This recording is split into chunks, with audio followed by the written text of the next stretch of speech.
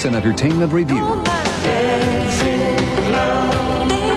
The life and musical style of Joni Mitchell.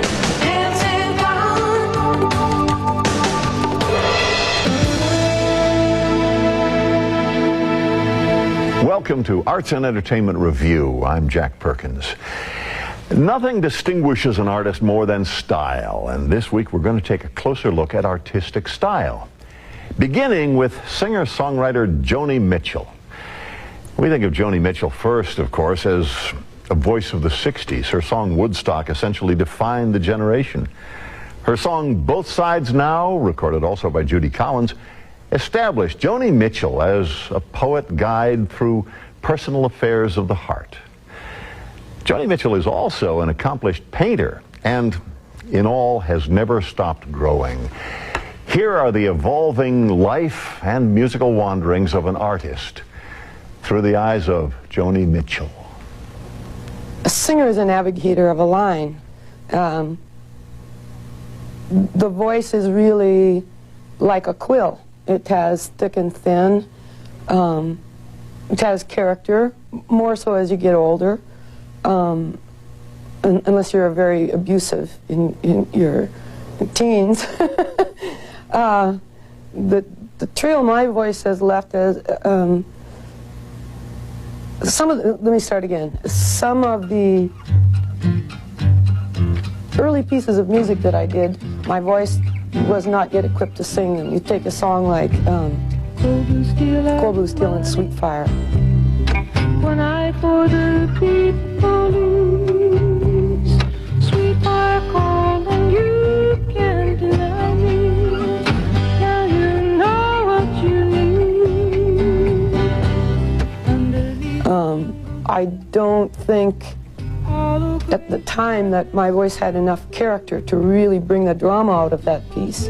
I thought as I wrote it really that it was a man's song to sing, that it needed more growl and gravel to really put across what the song meant. Years of smoking have thickened my vocal cords so that the line that my voice makes now is flawed. And in that way it's more abstract. It has more grit to it. It's a much more modern line. It's a much more human line. And I think it has greater dramatic possibilities, so that I feel like the degeneration in a way of the line that my voice makes has given it the character that as a painter I would have preferred in it all the way along. I'm traveling in some vehicle, sitting in some cafe, a defector from the petty wars, the shell-shock love away.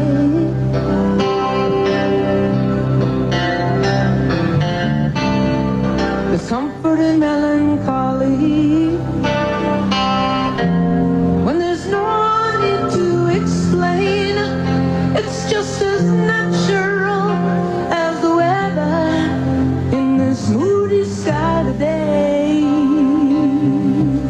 For some, my voice had too much clarity in the beginning. I was imagining experience that lay beyond my experience, you know. So there were roles that I think you grow into. I think Both Sides Now, the best performance that I ever heard of it was, what's the woman's name? Frank Sinatra is a tributary of hers. She was an American chansonnier, spent some time in Paris. Mabel Mercer.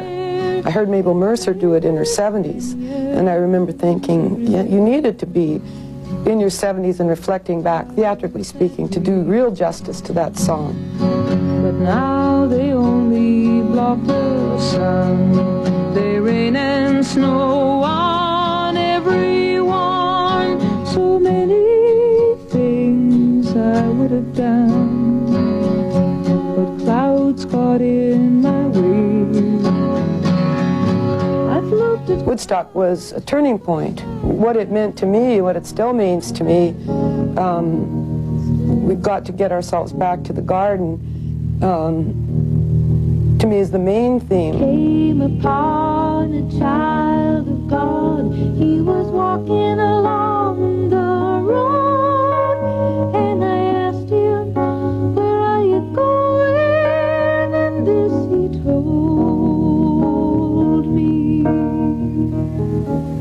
were standing at the airport on a Sunday afternoon to go to Woodstock, Crosby, Stills, Nash, and David Geffen, and Elliot Robertson, myself, when it was discovered that it was a mud bath there, difficult to get in, difficult to get out, and I had to do the Dick Cavett show the following day. So it was deemed by David and Elliot, my agent and my manager, that I would stay behind. So I was one of the many who couldn't attend. And at that time, it was such an important event. There was a terrible sense of, not being able to go to the party, And I wrote most of the song that night from the point of view of, I felt probably more truly into the spirit of the occasion than I would have had I gone. Had I gone, I would have been subjected to all of the backstage madness that surrounds these events, different spirit of competition, and, but being absent from that and looking at it with a kind of an overview, I wrote it more from the point of view of a hippie, say, than a performer in the festival. Mingus was a risk I knew I was taking, that I collaborated with a giant in another idiom caused me to be excommunicated from pop music. Oh, she's not one of us anymore, she's one of theirs. Well, they didn't accept me either, so, my music was not jazz. The only thing at the time that I entered into the Mingus project, I had been playing with jazz musicians for one simple reason, that the open tunings on the guitar and the chords that the voicings I use on the piano could not be played by the usual pop section in this city. The band that James Taylor used or that Carole King used at that time, they became more sophisticated as they went on, but at the time they couldn't comprehend the chords that I was using, and I didn't know what they were. I just played them by ear, and they expressed how I felt. They were complex chords. Anyway, getting back to Mingus, Mingus learns that he's dying. He came up with an idea which was to be his last project. Well, when I first saw him, his back was to me in a chair. I did a small painting of it. And when he turned around, he had the most mischievous look on his face. And a good mischief, challenging, fun. I thought, oh, challenging, fun, this should be colorful. And we set about to try and figure out what themes he wanted on these pieces. And the melody that first caught my ear was one that became A Chair in the Sky. And that was the first one I asked him about. I said, what do you want this one, what do you want the text to be? And he said to me, well, that one's about the things I'm going to miss.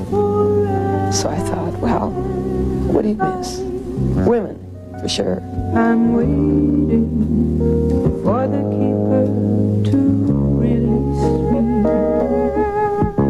debating this sentence, biding my time in memories of old friends of mine.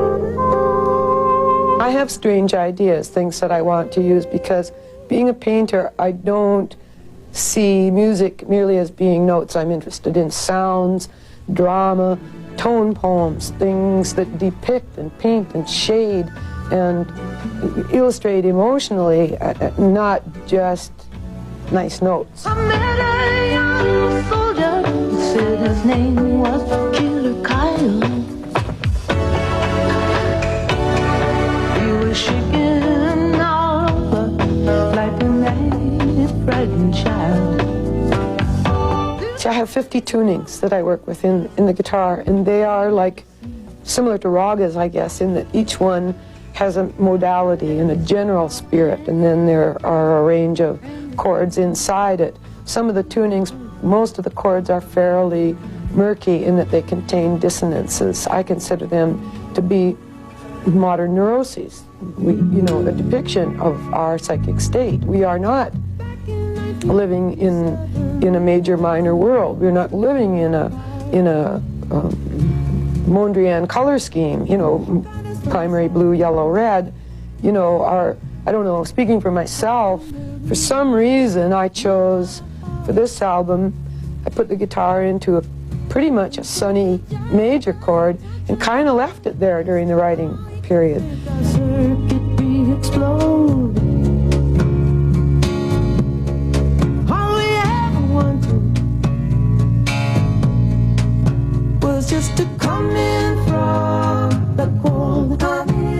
The thing is, you assimilate and absorb so many different kinds of music, and people always think my roots are in folk music, but they're not. Marvin Gaye, who I adored and absorbed a lot of stuff, Billie Holiday, these are not the normal influences. Miles Davis, I learned a lot about singing from Miles.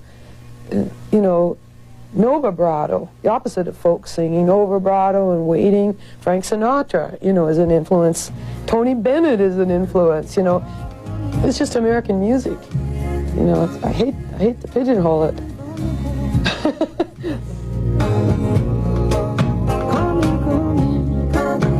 Joni Mitchell.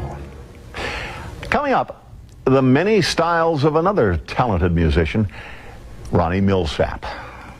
There's a stranger in my house, somebody here that I can't see. A stranger in my house, somebody here trying to take